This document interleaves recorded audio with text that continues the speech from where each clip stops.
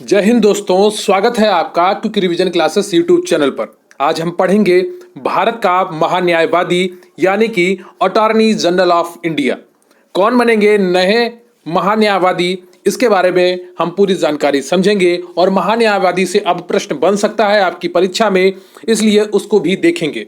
तो पीटी 2022 के लिए ये प्रश्न इंपॉर्टेंट हो जाता है और वीडियो 2018 री एग्जाम के लिए ये प्रश्न बहुत ही इंपॉर्टेंट हो जाता है।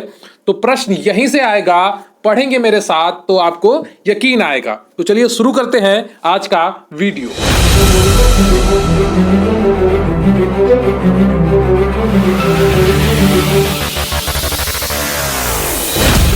तो आप देख रहे हैं quick revision classes YouTube channel. इससे पहले कि मैं आपका टॉपिक शुरू करूं, मेरा आपसे एक निवेदन है कि प्लीज वीडियो को लाइक कर लीजिए। चैनल पर नए हैं तो चैनल को सब्सक्राइब कर लीजिए। आप हमसे टेलीग्राम पर भी जुड़ सकते हैं, इसका लिंक आपको डिस्क्रिप्शन बॉक्स में मिल जाएगा, या आप डायरेक्ट टेलीग्राम पर क्विक रिवीजन क्लासेस सर्च कर सकते हैं।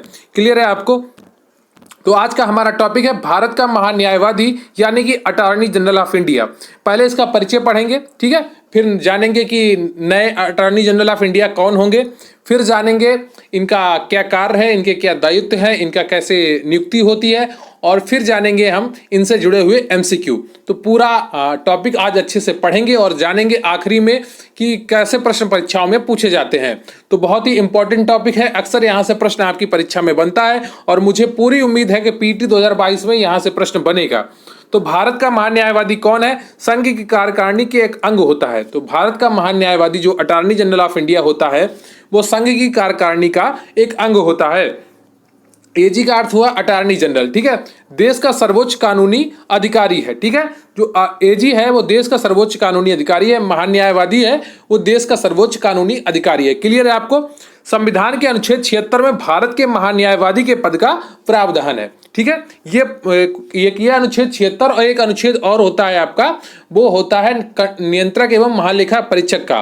तो वो अनुच्छेद कौन सा है उसका उत्तर आपको कमेंट बॉक्स में लिखना है कि नियंत्रक एवं महालेखा परीक्षक के पद का वर्णन संविधान के किस अनुच्छेद में दिया गया है। ये आज का आपका प्रश्न है, इसका उत्तर आपको कमेंट बॉक्स में लिखना है। तो संविधान के अनुच्छेद 76 में भारत के महान्यायवादी के पद का प्रावधान है। क्लियर है आपको? तो भारत के नए महान्यायवादी कौन होंगे? तो मुकुल रोहतगी होंगे भारत के नए महान्यायवादी। वो के वेणुगोपाल की जगह लेंगे। 1 अक्टूबर से भारत के नए महान्यायवादी कौन होंगे? मुकुल रोहतगी होंगे, वे के वेणुगोपाल की जगह लेंगे। क्लियर है आपको? नियुक्ति और इनकी पात्रता क्या होती है, अब हम उसको समझेंगे। ये एक इंपॉर्टेंट टॉपिक है, यहाँ से अक्सर प्रश्न बनता है, तो इसे आप हल्के में मत लीजिएगा, आपके 1 नंबर का सवाल हो सकता है। महान्यायवादी की नियुक्ति राष्ट्रपति द्वारा सरकार की सलाह पर की जाती है। तो सरकार जब सलाह देती है, अटॉर्नी जनरल ऑफ इंडिया के दावेदारी के लिए एक नाम भेजती है राष्ट्रपति को, तो राष्ट्रपति उस पर नियुक्ति करता है।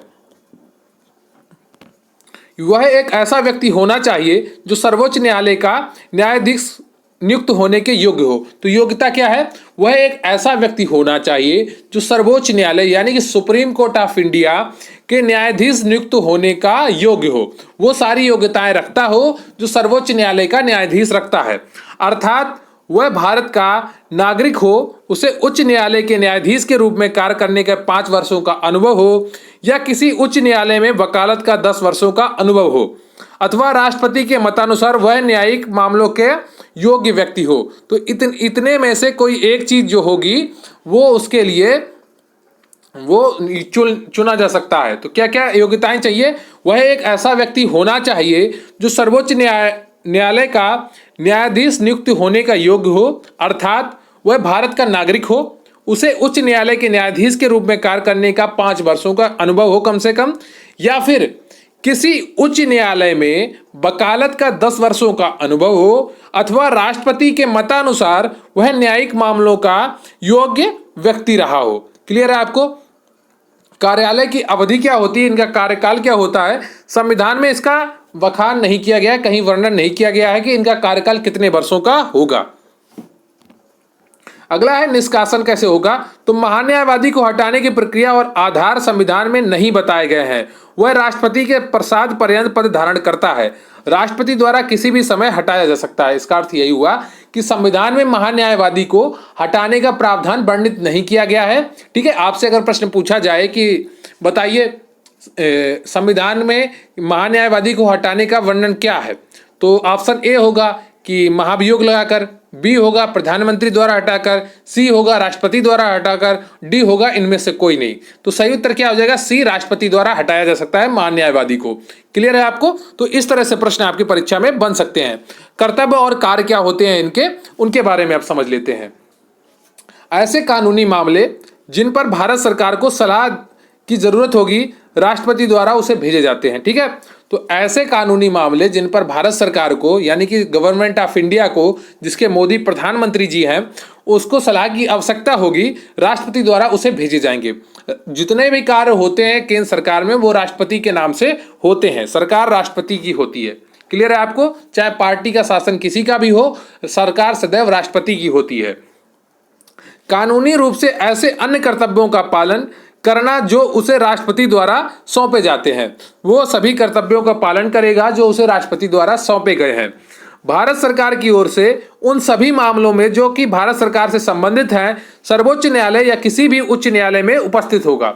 तो क्या होगा? जो अटॉर्नी जनरल ऑफ इंडिया है, भारत का महान्यायवादी है, वो भारत सरकार की तरफ से सुप्रीम कोर्ट में उपस्थित हो सकता है या हाई कोर्ट में उपस्थित हो सकता है। क्लियर है आपको? संविधान के अनुच्छेद 143 में सर्वोच्च न्यायालय से परामर्श करने की राष्ट्रपति की शक्ति के तहत राष्ट्रपति द्वारा सर्वोच्च न्यायालय में किए गए किसी भी संदर्भ में भारत सरकार का प्रतिनिधित्व करता है। क्लियर है आपको? तो जो संविधान का अनुच्छेद 143 है उसमें सर्वोच्च न्यायालय से परामर्श करने की राष्ट्रपति की शक्ति है। राष्ट्रपति क्या कर सकता है? अनुच्छेद 143 के तहत सुप्रीम कोर्ट से परामर्श ले सकता है। तो राष्ट्रपति द्वारा सर्वोच्च न्यायालय में किए गए किसी भी संदर्भ में भारत सरकार का प्रतिनिधित्व करता है कौन? अटॉर्नी जनरल ऑफ इंडिया, यानी कि भारत का महान्यायवादी। संविधान या किसी अन्य कानून द्वारा उसे प्रदत्त कार्यों का निर्वहन करना होगा। कोई कानून नया बनता है और उसमें अटॉर्नी जनरल का जिक्र होता है, तो उन सभी कार्यों को भी अटॉर्नी जनरल ऑफ इंडिया यानी कि भारत के महान्यायवादी को करना होगा। अधिकार और सीमाएं क्या हैं, अब उनको समझ लेते हैं, फिर हम बहुत ही जल्दी एमसीक्यू पर पहुंच जाएंगे। तो जो महान्यायवादी होता है, वोट देने के अधिकार के बिना उसे संसद के दोनों सदनों या उनकी संयुक्त बैठक और संसद के किसी भी समिति की कार्रवाई में बोलने तथा भाग लेने का अधिकार है, जिसका वह सदस्य नामित किया जाता है। क्लियर है आपको? ये बहुत ही इंपॉर्टेंट पॉइंट है, इसे आप याद रखेंगे। वोट देने के अधिकार के बिना उसे संसद के दोनों सदनों या उनकी संयुक्त बैठक और संसद की किसी भी समिति की कार्रवाई में बोलने तथा भाग लेने का अधिकार है, जिसका वह सदस्य नामित किया जाता है। क्लियर है आपको? वह उन सभी विशेषाधिकारों और उन व्यक्तियों का हकदार होता है जो एक संसद सदस्य को प्राप्त होते हैं। तो वो सभी विशेषाधिकार अटॉर्नी जनरल ऑफ इंडिया को मिलते हैं जो एक सांसद को प्राप्त होते हैं। वह सरकारी सेवकों की श्रेणी में नहीं आता है, अतः उसे निजी कानूनी अभ्यास से वंचित नहीं किया जा सकता है। क्लियर है आपको? वह सरकारी सेवकों की श्रेणी में नहीं आता है, इसलिए वो क्या कर सकता है? अपने निजी कानूनी अभ्यास भी कर सकता है, यानी कि सरकार की तरफ से तो केस लड़ेगा ही जाके सुप्रीम कोर्ट में, और अपने निजी केस भी लड़ सकता है। कौन? वो जो अटॉर्नी जनरल ऑफ इंडिया होता है। हालांकि उसे भारत सरकार के खिलाफ किसी मामले में सलाह या संक्षिप्त जानकारी देने का अधिकार नहीं होगा। भारत सरकार के खिलाफ किसी भी मामले में वो ना तो जानकारी दे सकता है और ना ही सलाह दे सकता है।